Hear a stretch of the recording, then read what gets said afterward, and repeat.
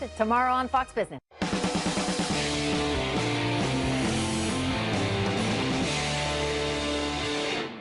Good evening, everyone, and welcome to Tucker Carlson Tonight. I'm Brian Kilmeade, and unless you know something different, I'll be filling in for Tucker for the entire hour. By the day, there are more reasons to be skeptical about Special Counsel Robert Mueller's so-called independent investigation. In a blog post published Tuesday, get this, New York Attorney General Eric Schneiderman, the former state senator, boasted about more than 100 different actions he has taken to resist and sabotage the Trump administration. So why does that matter? Well, Schneiderman has also been collaborating with the Mueller investigation. The New York Times is even speculating that Schneiderman will try to prosecute on the state level if the federal level can't. And Trump attempts to pardon individuals who have been indicted. Maybe they'll go the state way. Now, Mark Stein is an author and columnist, also hosted this program last night, great contributor on Fox and Friends, one of our favorite all-time guests. Now, Mark, why is it a big deal that the Attorney General of New York has an interest in this investigation and is providing documents in this investigation reportedly? Well, Schneiderman, for a start, is an explicitly political Attorney General, which is actually something that is malodorous in itself. A declared Democrat. Yeah, that's right. When I testified to Ted Cruz's committee in the Senate a couple of years ago, I cited Schneiderman for essentially doing an end run around the First Amendment. In other words, this is a sleazy guy who likes politically driven prosecutions and investigations. And that's exactly what he did with ExxonMobil is now what he's doing with Trump. He's just, as you say, he's written a blog post claiming that what all these acts he's taken as Attorney General have in common is that they all go after Trump. The Attorney General, in any system of cabinet government, the Attorney General is supposed to be the least partisan member of any cabinet or any administration because he is there to administer the laws, which are administered not on the grounds of whether you're left-wing or right-wing, but on the grounds of the fact that you're a citizen equal before the law. So what we wanted to see as Americans is an investigation to find out what the Russians did or didn't do in the election. So if you're seeing how many declared Democrats who aggressively gone after his access to more Trump documents than anybody else is playing a role, a former state senator, Democrat, who actually has been going back and forth with Trump since 2010 after first asking for a campaign contribution. Right. And as you said, the point here is to prevent Trump being able to pardon these individuals. In other words, this is all about muscle. Mueller's concerned that because Trump is the president, when Mueller goes after Trump cabinet officials like Flynn, in the end, Trump can say, I'm going to pardon the guy. But he's gone to Schneiderman to say, OK, I want to lean on them. And they should know that if even if the president pardons you at the federal level, you're still going to be screwed over at the state level. That's actually a form of double jeopardy, as it were, for these guys. So, I mean, put it this way, it's gotten personal already. So if you want an unbiased investigation, you don't work with Eric Schneiderman if you're Robert Mueller. No. Even if you think that Trump is innocent or guilty, you don't want the appearance. Now, the president's come back with him with some beauties, as he would say. He's called him a total loser and a lightweight. The president's called him Revlon eyes because he accuses him of wearing eyeliner. He also has two separate investigations going into the Trump organization. This is personal. This is not professional. No. And now he's president, and the Attorney General is trying to make a name for himself. But look, it's everything that an independent investigation should not be. I mean, you had the guy, Comey, who, when he was removed as FBI director, then gets his mentor appointed special counsel, who then forms an alliance with a guy who's got a history. An independent counsel is supposed to be independent. I don't want to come the unassimilated foreigner on you, Brian. In Northern Ireland, when they had to have an investigation over decommissioning of arms, they got a Canadian general, because he's not connected to any of the players. When the Solomon Islands was in danger of going belly up, they got an Australian intelligence guy to go in there. Turks and Caicos, they bring in an English judge. You don't bring in a so-called independent counsel who's tied into everybody, who keeps on the team a bunch of hardcore Democrats who've been to Hillary's victory party, who brings in possibly the most partisan state attorney general in the country. Everything about this smells, and everything about it suggests that the real issue here is not foreign interference in the U.S. election, but domestic interference. Think about the other probes and the other investigations. They sit back, and I know Democrats did criticize Ken Starr, but for the most part, you sit back and you keep your fingers crossed. You provide the documents and try to prove your innocence.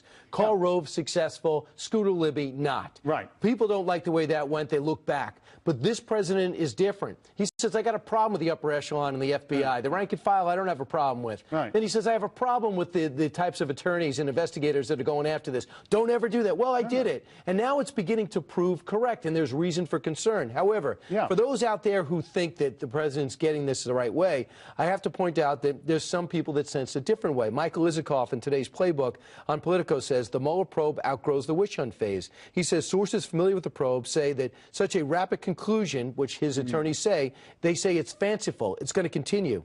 Mueller and his team are pursuing new leads, interrogating new witnesses, and collecting a mountain of new evidence, including subpoenaed bank records and thousands of emails. So, if this is in fact true, what is he doing?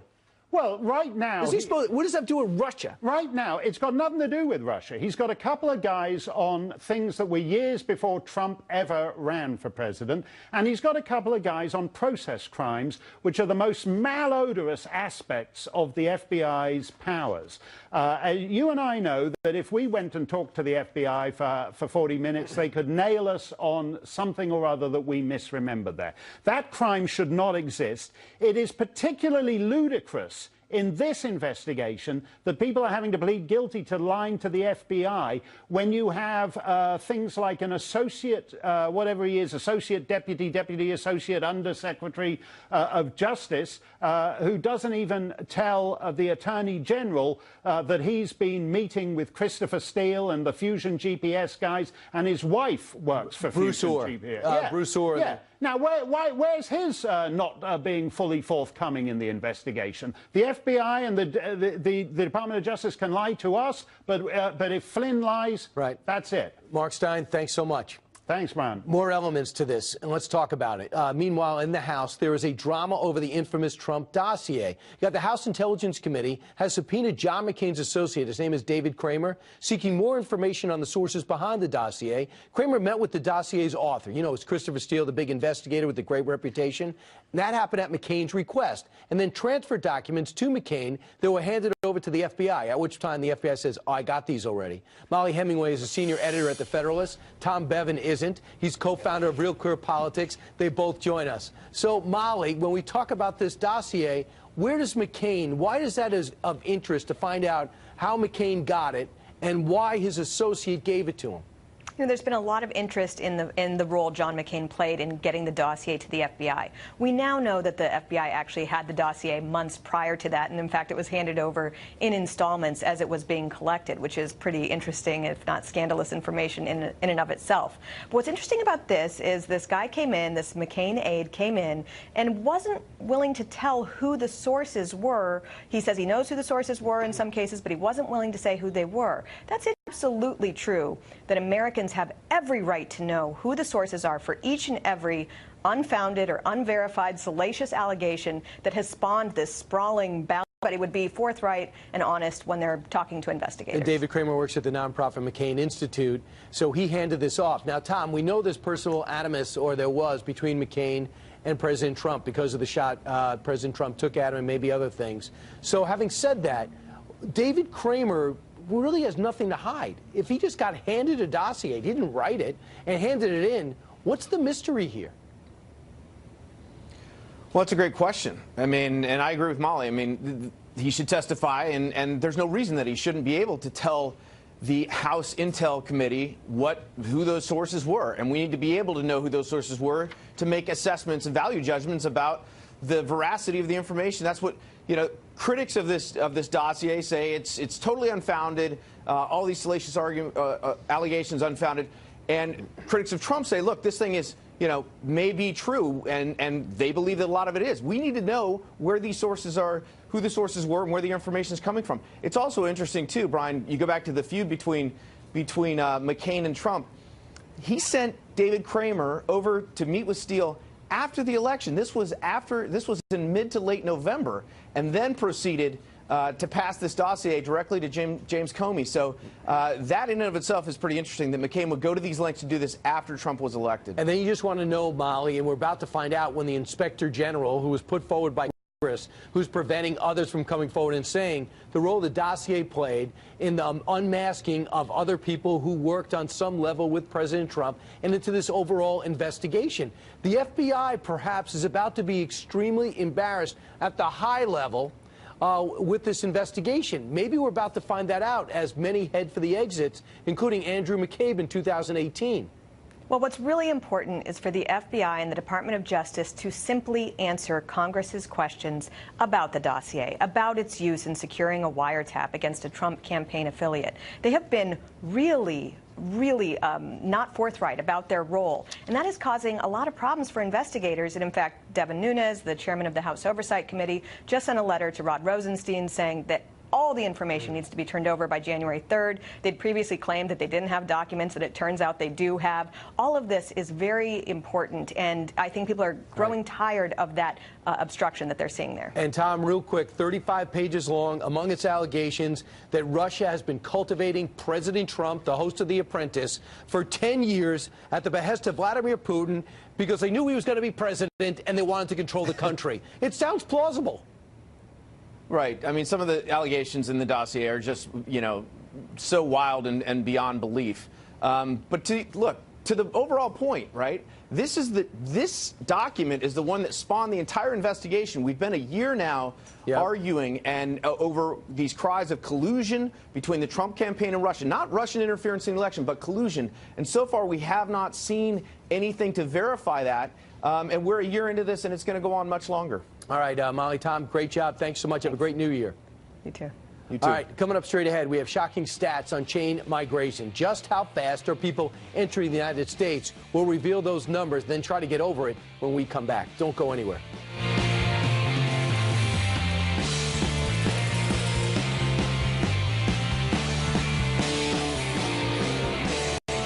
We tend to have the discussion about the law with respect to illegal immigration problem, but you can't forget it's criminals, it's traffickers, it's smugglers, it's special interest aliens, potentially terrorists. It's all the same pathways.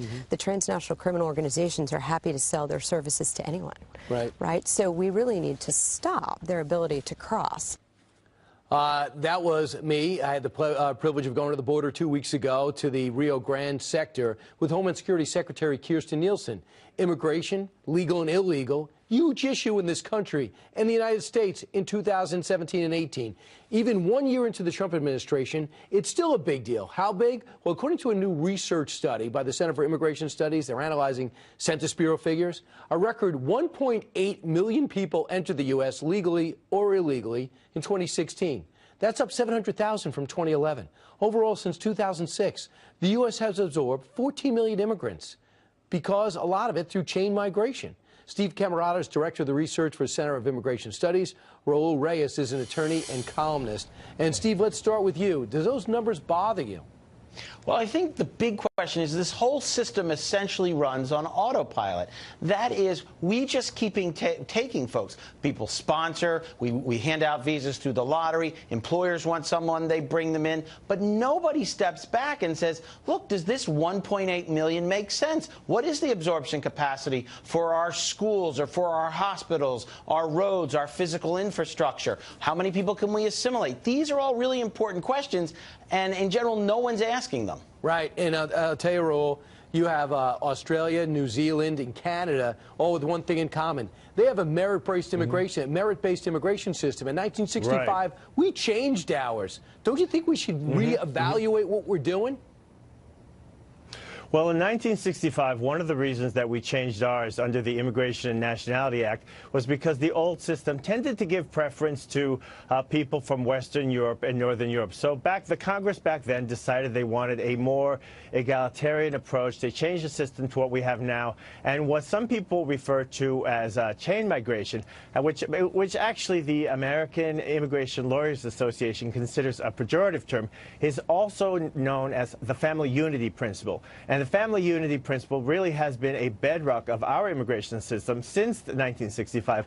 I know a lot of people, I don't dispute these numbers. I think maybe the difference I have with Mr. Camerati is our interpretation of them. I look at these numbers and I say, well, we are admitting a large numbers of people through legal channels, right, and some people are coming, obviously undocumented. But meanwhile, we have a 4.1 unemployment rate at 17-year low. This is a historic low under this administration. So that shows to me, in my view, right, that our economy does have the capacity to integrate these workers. But we also have an American culture to perpetuate, I think, forward. We shouldn't be embarrassed by it. We should embrace it. We got a unique background in history, right, and we might be running from it. What I found stunning, Steve, is that in New York, 28%, in Los Angeles, excuse me, in California, over 30%, Texas, same thing, Nevada. What am I saying? 30% and plus of these households speak Spanish, not English. The English is our national language. Is that something for America to worry about? Look, we all recognize that English is first language. Not only do they have the ability to speak Spanish, but they only speak Spanish in their households.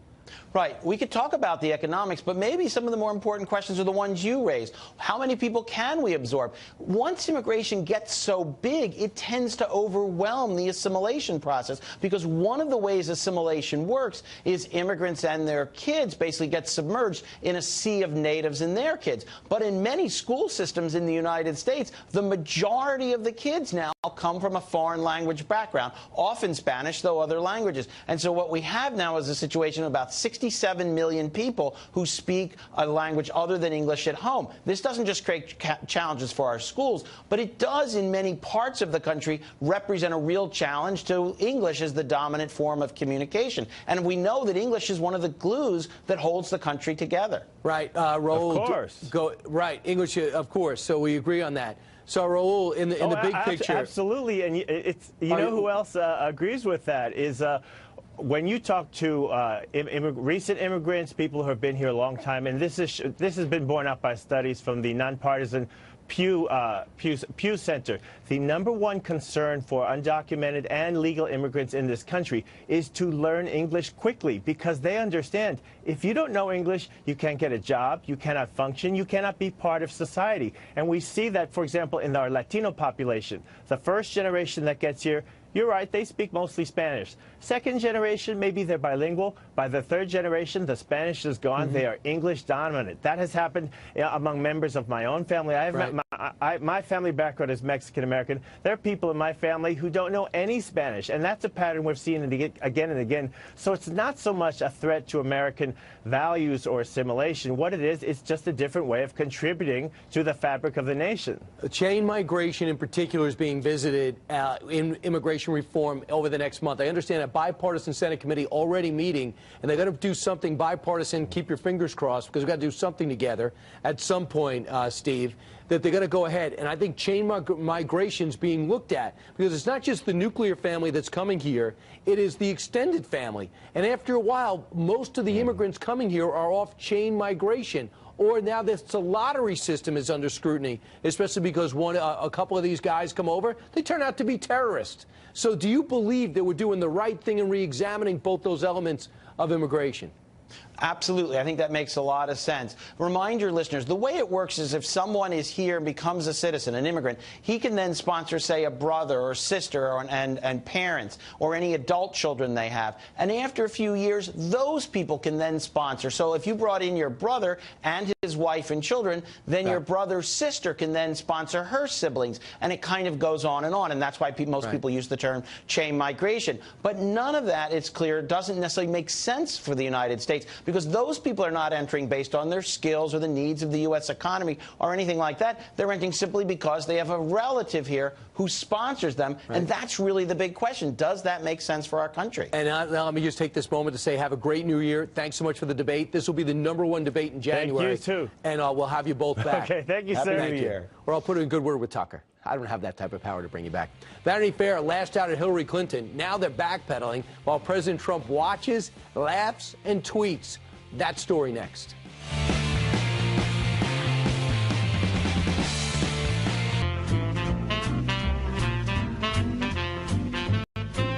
It's time to start working on your sequel to your book, What Happened? What the hell happened? Get someone on your tech staff to disable autofill on your iPhone so that typing an F doesn't become Form Exploratory Committee for 2020. You know, on Anderson Cooper, you were telling him about alternate nostril breathing. You seem really adept. You should try teaching a class. Take more photos in the woods. How else are you going to meet unsuspecting hikers? Take up a new hobby in the new year. Volunteer work, knitting, improv comedy, literally anything that'll keep you from running again. To finally put away your James Comey voodoo doll. Now, we all know you think that James Comey cost you the election, and he might have, but so did a handful of other things. It's a year later, and time to move on. So cheers to you, Hillary Clinton. Cheers to you, Hillary. Cheers to you, Hillary Clinton.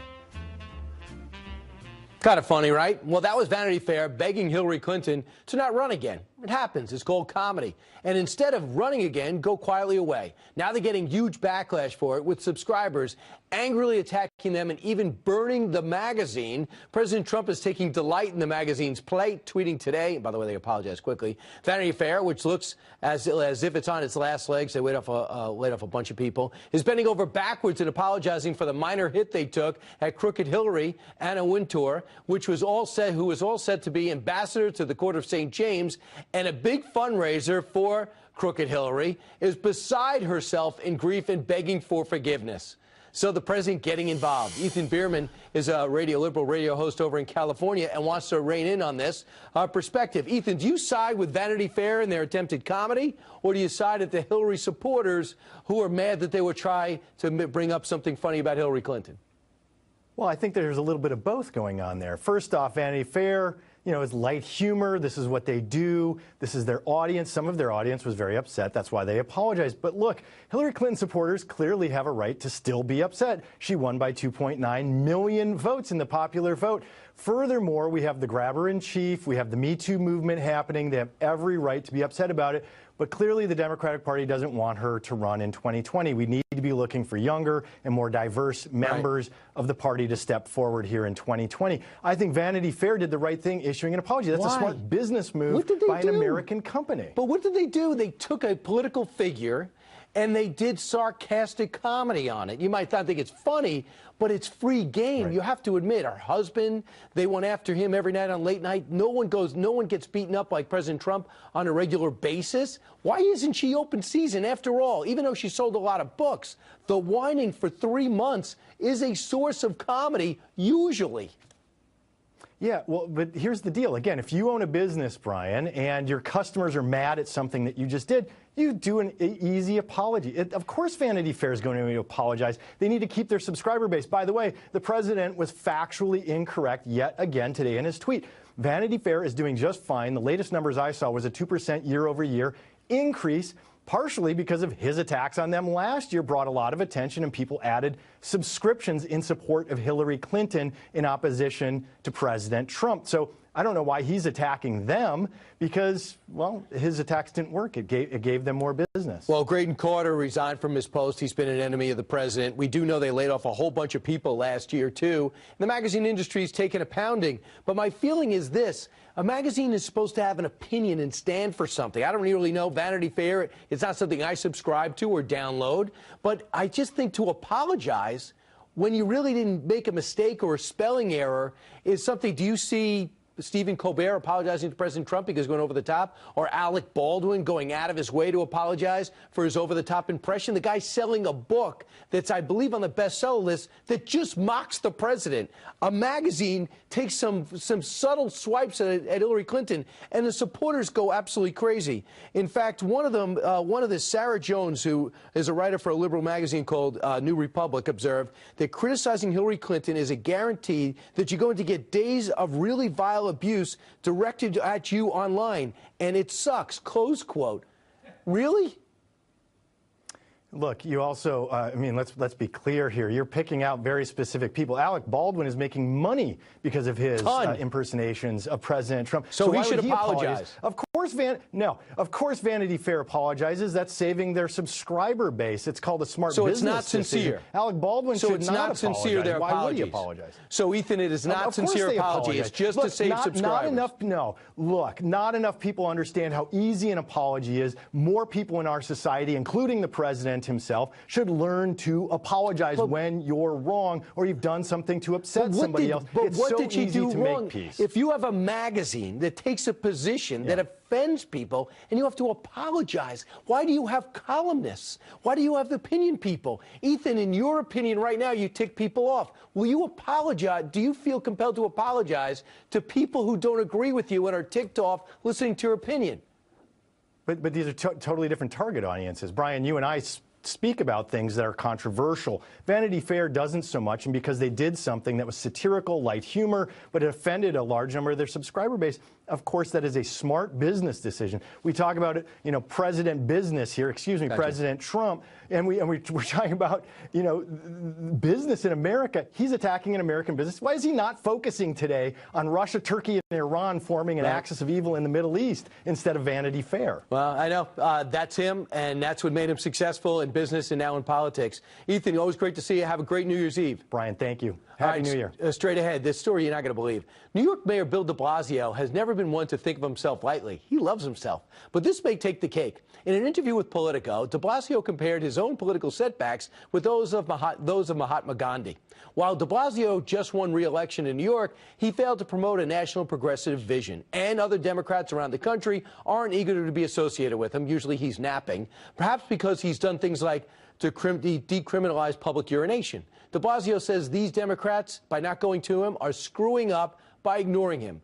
Quote, so every time someone tries something and it doesn't work, it invalidates something else they might be doing going forward, de Blasio told Politico. Tell that to Thomas Edison, Henry Ford, to Gandhi. There's no leader who hasn't had setbacks. While downplaying his own setbacks, de Blasio played up Hillary Clinton. Get this, saying that if she had listened to him and run a more left-wing campaign, she would be president. Perhaps it's no surprise an anonymous top Democrat told Politico the reason de Blasio gets ignored is because Democrats, quote, don't respect him. But don't be surprised if he does run for president, even though his own governor and his own party hates him. All right, coming up straight ahead, it's not just nuclear weapons, new fears that North Korea could be developing biological weapons. Yep, that story coming your way. Don't go away.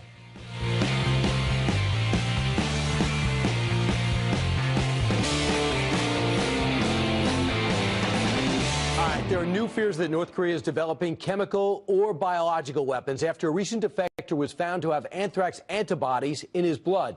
Meantime, today President Trump claimed to have anticipated the North Korean nuclear threat, tweeting this. I've been saying it a long, long time. Hashtag North Korea. He had the video to prove it, too. We have nuclear weapons. They're going to have those weapons pointed all over the world and specifically at the United States. That was he saying there on Meet the Press with Tim Russert. The president also criticized China's role in propping up North Korea, tweeting, caught red-handed, very disappointed that China is allowing oil to go to North Korea. There will never be a friendly solution to the North Korean problem if this continues to happen. Harry Katsianis is the director of defense studies at the Center for National Interest, and that was satellite video showing oil rigs pulling into North Korea. Harry, first off, biological weapons, does that change anything? I mean, it's something we've always suspected, Brian, for the longest time. The North Koreans, we've been talking about this program for a while, about them having potentially as many 60 nuclear weapons. We know the North Koreans have as much as 5,000 tons of chemical weapons, probably about 130 to 160 missiles to mount those chemical weapons on. But now it seems pretty clear the North Koreans do have a biological weapons program. It's been rumored and been studied for a long time, perhaps as much as 2 decades, we've sort of speculated. But with this North Korean soldier having anthrax antibodies in his bloodstream, seems to either confirm one of two things. Either it was a farmhand working on a farm and somehow got it. That's one way you can get anthrax. Or somehow he came in contact with it, or he was inoculated for it in the military. So we have to be concerned. It's troubling. These people are starving to death. The soldiers that came by, the other one had a tapeworm 1.5 feet long inside of him. What's happening if they're rotting from the inside? But let's talk about this oil in China. The fact is they're still dealing with it. Do you believe these could be private companies doing something the Chinese government doesn't know about? I don't think so, Brian. The Chinese have consistently cheated on UN Security Council resolutions. Think about this for a second, Brian. This is the 10th United Nations Security Council resolution with North Korea involving sanctions. The Chinese, it seems, according to the video, I think what President Trump did was a bold step to go on Twitter. And I think it's pretty clear. The bromance between Xi Jinping and Donald Trump is over. And good riddance. I'm glad it's done, because the Chinese, they were only going to help us, but only to a certain extent. Harry, we're building up a military presence there, but we know the risk of a military fight there. But we have to show we're willing to fight at the very least. Word is we're going to push on trade restrictions and some type of sanctions on China. And we're going to get Europe's involvement in it to try to press this thing to a peaceful conclusion. But the current situation of going on like this is not acceptable to President Trump, nor his chief of staff, nor the chairman of the Joint Chiefs of Staff, nor his Secretary of Defense. It's all coming to a head in 2018. Will this work? Pressuring China with trade restrictions, because they could follow back with retribution, and the pain might be felt economically in both in the U.S. and in Europe. It's true, Brian, and I think the president right now has the right approach. He has what I and others have called essentially as the Python strategy. You squeeze the North Korean economy as hard as you possibly can, because remember this, the North Korean economy is its weakness. Its economy is 1/3 the size of my home state of Rhode Island. So if you make them feel the pain, it'll work. And with the Chinese, look, we have robust trade relations with China. It's worth $600 billion in terms of bilateral trade. But we also know that the Chinese help the North Koreans launder money through their banks. They've helped the North Koreans cheat on all different types of UN Security Council resolutions. So we need to be bold to China and tell them, look, if you're going to keep helping the North Koreans evade sanctions and essentially help them build nuclear weapons, that's going to hurt our relationships. And I hope that'll make them back down. Harry, keep working your contacts, because by all accounts, this will be the #1 international issue facing not only Nikki Haley at the UN, but us here in the U.S. and the Pentagon. Harry Castellanos, thanks so much. Thanks, Brian. All right, meanwhile, it's time for a special year-end edition of Final Exam. How well do you remember the events of the past 12 months?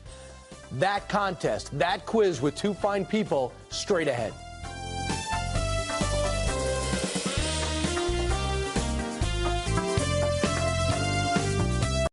Well, where does the time go? It is now time for the final exam, where we see which news professionals, and they are, and contributors have been paying attention to current events. Tonight, we close the 2017 edition with a special year in review. Our questions just won't span this past week. All of 2017 is on the table. This week's contestants are really bright. They are Fox News contributor Lisa Booth, playing herself as Lisa Booth, and Mark Stein, who once hosted this show earlier in the week. Are you guys ready? Yeah. I just want to say, I tried to get you to pull Donna Brazil this morning on Fox and Friends, and you wouldn't do it. So I would not give you the answers. You're Why? an honest man. And you know why, Lisa? They don't give me the questions ahead of time because they know I'd break. Meanwhile, our contestants have buzzers, and they have their hands on the buzzers. That's all I can ask you to do. I'm going to ask them questions just to review the rules, and the first one to buzz in gets to answer. You must wait until I finish the question before. It's not like Family Feud. Until I do it. If you get it wrong, it's not okay. You lose a point. No. If you get it right, you get a point. Yeah. And the best of these 5 questions gets winning. As long as what if we don't get any? Yeah, like you did. I mean, with you against Shannon Breen, the ref should have stopped that fight and scraped what was left of you off the canvas. So as long as we don't, as long as we avoid the kill mead scenario. I thought if I did the best I can, it was okay, Mark. I'm going to try to pull Shannon Breen. All right, let's go. She's on fire. Ready? Sorry, Shannon, you're off, so these guys are on. Here's the first question. Cast your mind back to the beginning of the year. We were children then. There was a big mess up at the Oscars with the presenters for the Best Picture regarding... Okay, I'm going to review the rules one more time. Yeah. You have to wait till I finish the question. Mark loses, I win. Technicality. Let's keep going with the presenters of the Best Picture reading out the wrong winner. Which 2 acting legends were left red-faced after reading the wrong card? Before you answer, Mark? Okay, give me your answer, Mark. Did you finish reading? You finished reading. Have you finished the question? Faye Dunaway and Warren Beatty? Let's watch. The most embarrassing mistake, some are saying, in the award show history. Everyone talking about it. Yeah, Warren Beatty, Faye Dunaway, Hollywood's Bonnie and Clyde coming out there, and they robbed the Best Picture winner of their title. They read the wrong card. Moonlight was, in fact, the real winner. Turns out that the presenters were given the wrong envelope by mistake. You are correct, sir. 1-0, Mark. This is not a good start. Job. I don't watch award shows. Right. I think the excuses after getting it wrong make it all the worse, Lisa. All right, and thanks for almost getting it right, Mark, by paying attention to the rules. Okay. Question number 2 now. President Trump and North Korean dictator Kim Jong-un trading a lot of insults this year. Kim called Trump a dotard, among other things, and Trump unveiled his new nickname for Kim on the floor of the United Nations. What is that nickname? Lisa Booth. Rocket Man. Let's watch. President Trump said the U.S. may have no choice but to, quote, totally destroy North Korea. And he called out the dictator, Kim Jong-un. Rocket Man is on a suicide mission for himself and for his regime. Rocket Man, obviously the Elton John song. Right. I don't know why anyone in the mainstream media is complaining because he's calling, like you said, Well, we've never heard anything quite lunatic like that. Yeah. a nickname. Dotard is the Elton John song. Well, I don't think so. Judges, 1-1. Correct. The judges have. As long as I get one. And by the way, just to review the score, 1-1. Okay. We are tied. We move to question number 3. All right. Mark and Lisa still playing themselves in this game, and we are indeed almost live. Playing ourselves poorly. Donald Trump sent the mainstream media into a complete meltdown this year. Which time? After tweeting that could be the most famous typo of all time. What was that typo? Oh. Confetti. Is it Kofefi? Watch. If you want me to say how to pronounce this word, I don't know. None of us here, Kofif, Kofef, none of us really know how to say this. Kofif, Kofefi, we're going to let you make the call this morning. That's where it hit the glitch. Kofif, Kofef.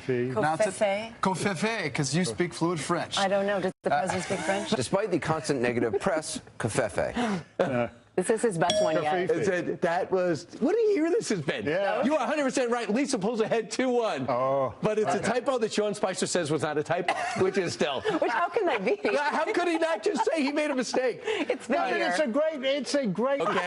Yeah. I think he could probably do it, though. He's very smart. Mark is very smart. He'll figure it out. The chemistry you two have is starting to bug me, okay? Question number 4. It's a multiple choice question. Okay. Dig in. Hillary Clinton embarked on the world's longest book tour this year, and she explained in great detail all the things she has been up to since losing the election. She also revealed that she's been drinking a lot of alcohol to deal with the stress.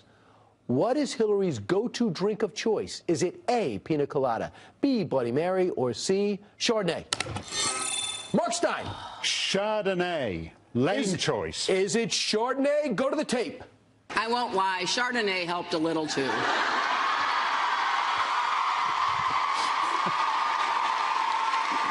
Yes, I had my fair share of Chardonnay, so trying to calm myself down and, my share of Chardonnay. It was a very hard Who doesn't like Chardonnay? My Transition. My share of fair Chardonnay. That's another I think that's always the fix. It's a very useful tool to bounce back. What happened? You are 100% right, Chardonnay. And let's go check the scores now. 2-2. Oh. Nobody, we've gotten the right answer each and every time. Yeah. So this will be the tiebreaker if my math is correct. Oh, and wow. often it isn't. All right, let's go. Final question. Back in the summer, ESPN faced a firestorm after it pulled an announcer from calling a University of Virginia football game. The reason? ESPN didn't like his name. What was the announcer's name? Oh. Robert E. Lee. Robert Lee. Lisa Booth says Robert Lee. Robert Lee. Judges, jot that down. Now I want to roll the tape. I want to go to a Fox News alert. There are reports tonight that ESPN has pulled a football announcer from an upcoming game because of his name, which is Robert Lee. The twist? Lee is an Asian man, not exactly your vision of an unreconstructed Confederate. I'm embarrassed for this year in news, okay? No. But I am not embarrassed to say Lisa has defeated Mark Stein by a final score of 3-2. Can I Lisa, thank my parents for this moment, Go for ahead. believing me? I just want to thank my parents for believing me. Right. And believing that you were smarter than Mark. And what about your agent, your manager? Everyone. Come on, we want the full. Everyone. Is this like the Oscars? Did you read out the wrong winner? No. The winner is Lisa. Congratulations on the quick draw. You made Shannon Breen proud wherever she is. I think she's still going to beat me, though, by a remote against her. I still consider consider you very bright. And I still consider myself the second worst contestant after you. Thank you very much. Somehow it always comes back to me. That's Lisa, right. Mark, great job. Thanks so much. That was your final exam. Next week, Tucker Carlson will be back, and he'll go back to the standard weekend review type format. We'll be right back after this. Take a wide shot so we can laugh.